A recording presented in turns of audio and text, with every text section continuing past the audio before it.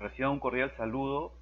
Vamos a continuar el módulo 1 de la parte 2. Nos hemos quedado en el primer módulo, en el requisito artículo 6, autoridad inspectiva.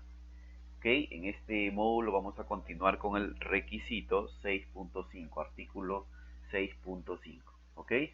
Estamos justamente en el curso de análisis e interpretación del Decreto Supremo 011-2019, Reglamento de Seguridad y Salud en el Trabajo para el Sector Construcción.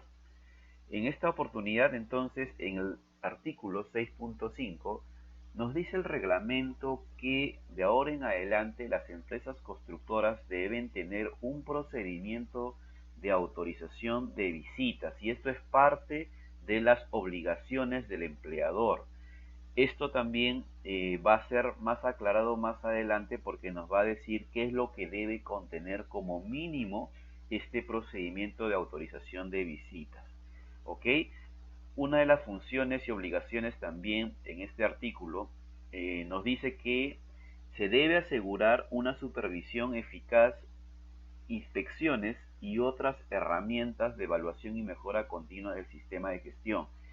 Aquí ayuda mucho las empresas que tienen sistemas de gestión adaptados a normas internacionales, porque los mecanismos de evaluación y mejora continua también están asociados, por ejemplo, a auditorías internas, inspecciones, auditorías cruzadas, auditorías externas por el ente certificador. Eso es una evidencia de cómo se puede demostrar a la autoridad que se cumple con esta obligación. ¿Okay? Y algo importante, también nos habla del IPER en caso exista cambios. ¿Okay? El control de cambios es muy importante y tiene que ver bastante con las obligaciones de las empresas constructoras.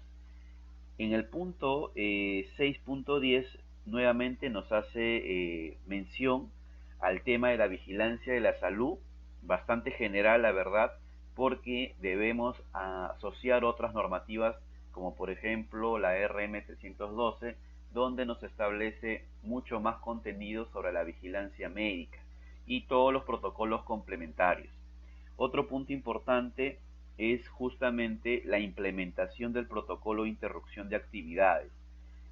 Algunas organizaciones, inclusive minas, empresas constructoras, tienen políticas para negación del trabajo inseguro. También puede estar amarrado a este protocolo. Sin embargo, el protocolo de interrupción de actividades también va a tener su contenido mínimo. Nos dice también que es obligación del empleador colocar el IPER en un lugar visible y accesible en la obra de construcción. Recordemos que el reglamento de seguridad del 005-2012 nos habla del IPER, nos habla que debe estar exhibido, pero aquí nos aclara un poco más, visible, ¿no? Muchas veces publicamos el IPER en lugares en donde no aparece o no transitan, por ejemplo, la mayoría de trabajadores. El propósito de que esté en un lugar visible es que facilite a la toma de conciencia, ¿ok? No perdamos el sentido de por qué lo dice la norma en un lugar visible, ¿ok? Y accesible quiere decir que realmente podamos ver, analizar, poder acceder a ese documento en la obra de construcción. Entonces, ese punto es muy importante que nosotros lo tengamos en cuenta, ¿no? Una vez en una auditoría colocaron el IPER, por ejemplo, en un sótano 3 donde no ingresaba ningún trabajador. Y yo le digo, ¿qué sentido tiene publicarlo aquí si es que aquí ya no ingresa ningún trabajador, ¿no? No, Alex, es porque la norma lo pide. Sí, pero también la norma pide justamente que esto es el propósito de facilitar a las capacitaciones o a la toma de conciencia. Entonces, estás gastando recursos, estás gastando tiempo de solamente cumplir con la norma, pero te olvidas del propósito final, que es justamente la prevención de accidentes y la toma de conciencia en temas de seguridad y salud. ¿Ok? Entonces es importante también analizar el propósito de cada artículo. Otro punto importante que también nos dice la normativa es la obligación del empleador de realizar la investigación de los incidentes, accidentes de trabajo y enfermedades profesionales. Esto no es nada nuevo, ya lo está establecido en la ley. Sin embargo, nos lo aclara que es básicamente para la obligación general del empleador. Algo importante nos dice también en el tema de equipos de protección personal según las normas establecidas. Como ustedes ven, son obligaciones generales el artículo 6, a no ser de los casos particulares que hemos visto de interrupción de actividades y protocolo de visitas. Sin embargo, hasta aquí realmente son funciones bastante genéricas. Ese es uno de los puntos que habría que seguir analizando en los siguientes artículos para ver si el reglamento fortalece mucho más los controles inspectivos en los siguientes puntos. Otro punto importante es la asignación temporal de labores. Típicamente cuando se da una función y se tiene que asegurar las competencias y aptitudes suficientes. En el artículo 7, este reglamento nos aclara que el empleador es el que debe asegurar y verificar las competencias y aptitudes, ¿no?, de los trabajadores. En un caso contrario, el empleador debe brindar las capacitaciones respectivas, ¿ok? Típicamente en construcción ocurre a veces cambios de puestos, ¿no? Asignación de tareas en las cuales el trabajador no ha sido capacitado. Un trabajador, por ejemplo, que realiza actividades, pongamos operativas, de albañilería y lo mandan, por ejemplo, a hacer actividades de pintura. Entonces, si no está capacitado, si tú no te aseguras de que tiene las competencias, puedes haber incurrido en alguna falta al artículo 7, ¿no? Estos cambios nos aclara bien el reglamento que tenemos que asegurar justamente sus competencias. Luego que hemos leído esta primera parte, el artículo 6, el artículo 7, la norma nos aclara en el artículo 8 un punto importante orientado netamente cuando ocurre incidentes, accidentes de trabajo y enfermedades profesionales, ¿ok? La parte más importante es, por ejemplo, la inclusión de la comisión investigadora cuando ocurre un accidente incapacitante o mortal. Entonces, esto es muy importante porque nos pone algunos participantes adicionales. Por ejemplo, cuando ocurre un accidente incapacitante o mortal, debe participar, dice, por ejemplo, un profesional designado por la empresa principal quien lidere la comisión. Adicional a ello, tiene que participar el jefe inmediato del trabajador accidentado. Esto es bien interesante porque esto no lo aclara la ley 29783, pero acá sí es interesante ver por qué están incluyendo la participación de más personas. Un representante de los trabajadores del comité o subcomité, esto también ya era conocido, y también que el prevencionista a cargo que estuvo justamente en ese momento en la obra o en ese periodo de tiempo, ¿ok? Y esta comisión investigadora te dice, tiene que realizar la investigación bajo la metodología establecida en el Plan de Seguridad y Salud en el Trabajo. Señores, atentos. La metodología, nos dice la norma, debe estar incluida en el Plan de Seguridad y Salud en el Trabajo. Típicamente, las obras de construcción tienen su procedimiento de investigación de accidentes o tienen que hacer referencia a la metodología o hacer referencia al procedimiento para que exista justamente un anexo, un puente en donde se demuestre que efectivamente tú puedes utilizar la metodología SCAP, la metodología ICANN, la que tú creas conveniente para investigar el accidente según la naturaleza. Pero la norma nos dice que tiene que estar establecido en el Plan Anual de Seguridad y Salud, ¿ok? Y nos da ciertas recomendaciones en el anexo 1, que lo vamos a ver más adelante, de qué es lo que se puede incluir durante la investigación, básicamente en el análisis de preguntas sobre el accidente. Entonces, señores, esto sí es interesante con respecto a la comisión investigadora para las obras de construcción. Básicamente, el jefe inmediato, por ejemplo, del accidentado, ¿no?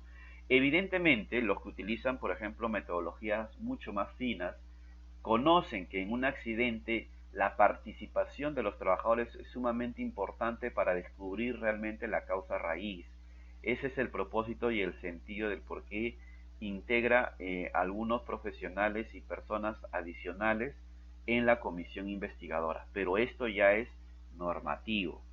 Acuérdense también que donde se puede dejar evidencia de esta participación, no solamente en el registro, en el informe del accidente, sino también en las reuniones del Comité de Seguridad y Salud, que sí son obligatorias según ley. Ahí pueden dejar evidencia también de que efectivamente el equipo investigador estuvo conformado por estos profesionales desde la A hasta la D.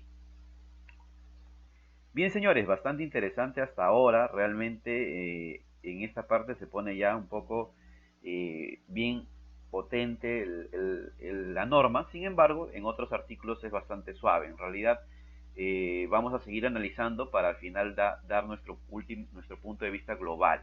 ¿Okay? Otro punto importante dentro del artículo 8 es justamente que el reglamento aclara lo que ya decía la ley, que se debe reportar el accidente de trabajo e incidente peligroso dentro de las 24 horas. ¿Ok? Esto a veces también nos olvidamos, o en todo caso clasificamos mal un incidente. El otro mes estuve en una auditoría, el mes anterior, y hubo un incidente en la cual fue una camioneta que hubo un accidente en la carretera en donde casi 3 personas perdían la vida. Sin embargo, salieron ilesos, ¿no? Fue potencial fatalidad, y esta empresa lo había catalogado como un incidente, no como un incidente peligroso. Entonces ahí había una contradicción, porque al categorizarlo como un incidente no tenían la obligación de reportar a la autoridad. Sin embargo, pues esa clasificación fue errada. En el momento de la auditoría, al analizar el contenido del incidente, entraba justamente en potencial fatalidad. Era una situación que inclusive podría haber ocasionado la muerte de 3 trabajadores. ¿Okay? Entonces, muy importante este tema. Analicen bien la normativa y el marco vigente para clasificar bien sus incidentes. Y ya saben todos que si hay un accidente mortal, es obligación legal de reportar a la autoridad. ¿Okay? También la norma nos da la posibilidad de usar el SAT o la que haga sus veces, ¿no? Entonces acá se encuentra abierto porque en algunas situaciones este sistema de reportes no está activo. Entonces nos da la facultad de que podamos usar el procedimiento administrativo normal. En el artículo 9, esto también es interesante porque la norma le está poniendo bastante énfasis al tema de el ingreso de las visitas a la obra de construcción. Aquí justamente la norma nos está diciendo el tema del procedimiento de autorización de visitas. Sin embargo, algo que un poco objeto a este marco legal es la simplicidad que le coloca al protocolo de visitas, ¿no?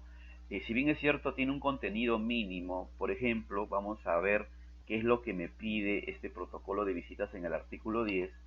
Si ustedes analizan desde la A hasta la G, es información general y sin rescatar, por ejemplo, el punto C que me pide los requisitos de seguridad y salud en el trabajo, como seguros o EPPs, o la entrega de cartilla de seguridad o el acompañamiento de un guía. Aquí, por ejemplo, se olvidaron de algo muy importante, y esto es una crítica a la norma. Por ejemplo, la importancia de la inducción. La importancia de la inducción en los peligros, riesgos y controles para el visitante. Está demostrado que el visitante está más propenso a sufrir un accidente en una obra de construcción. Si bien es cierto, se podría incluir, como dice la norma, en cualquier otro protocolo o otro documento que considere necesario, ¿ok? Sin embargo, desde mi punto de vista, ya que están haciendo un procedimiento de autorización de visita, hubieran incluido ese punto tan importante que en la realidad muchas organizaciones que manejan un sistema de control de seguridad y salud lo contienen. ¿Ok? Sin embargo, ya ahora es un debe tener un procedimiento de autorización de visitas. Tenemos que esto ponerlo en un procedimiento, en un documento, y cumplir al menos como lo mínimo, desde la A hasta la G. Algo importante, y también a veces sucede que la visita pues se accidenta porque se pierde en la obra y no hay ningún guía. En este caso, cualquier visitante tiene que ser acompañado y debe haber un guía, justamente representante del empleador en toda la obra. Lo puede acompañar el prevencionista, lo puede acompañar el residente, la persona que se designe, ¿ok? Y adicional a ello, la norma nos pide justamente que se le entregue una cartilla de seguridad a la persona que está visitando la obra. Esta cartilla de seguridad también nos dice de que debe incluir, por ejemplo, las rutas de evacuación y zonas seguras. Magnífico en el tema de emergencias, pero nuevamente, la parte más preventiva, los peligros, los riesgos, los controles, el IPRC, no nos dice nada, que debe haber una inducción o debe haber una referencia general del estudio de riesgos. El mapa de riesgos, por ejemplo, muy importante cuando la visita ingresa, presentarle el mapa de riesgos, dónde están los riesgos en la obra. No nos dice que debe contener en la cartilla de visitas, ¿no? Entonces, se podría interpretar que lo podríamos incluir en el punto G porque dice abierto otra información que se estime necesaria de acuerdo a la naturaleza y características especiales de la obra. Sin embargo, se hubiera sido importante que esas instrucciones iniciales con respecto a la parte más preventiva que es el IPER también hubieran incluido en la cartilla de seguridad. Pero señores, aquí sí la norma fue un poco flexible, si bien es cierto lo estandarizó estos protocolos, que no lo mencionaba otros reglamentos, se hubiera dado la oportunidad para revisar bien cuál es realmente la prioridad del contenido en la cartilla de seguridad. Eso yo lo objeto a este reglamento para que se pueda mejorar en el futuro y evitar realmente accidentes en obra. ¿Ok? Muy bien. Y finalmente acabo con el artículo 12, que es el control y uso de alcohol y drogas ilegales. Esta norma nos dice que ahora sí es obligatorio tener una política estricta de provisión de ingreso y consumo de alcohol y drogas ilegales en la obra de construcción. ¿Ok? Es muy importante entonces que esto ya se establezca. Evidentemente es sabido de que los días lunes es más posible detectar justamente por los fines de semana que un trabajador pueda justamente entrar en este estado. Evidentemente, las empresas constructoras tienen protocolos no solamente de la política, sino de aplicación de la política, ¿ok?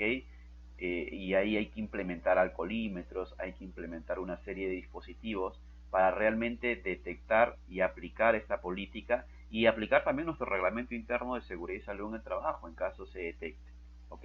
Pero aquí ya la norma nos dice que hay que instaurar una política y cuando dice una política tiene que ver que tiene que partir de la alta dirección, ¿ok? Esa es la diferencia con respecto a un reglamento, un instructivo de alcohol y drogas. Aquí la norma ya te pide una política, ¿ok? Interesante el capítulo 1, señores. ¿Qué les ha parecido? Realmente este decreto supremo 011-2019 nos trae nuevas novedades y el propósito de este módulo es compartir esas novedades. Hasta aquí nos vamos a quedar. Un gusto tenerlos. Un fuerte abrazo.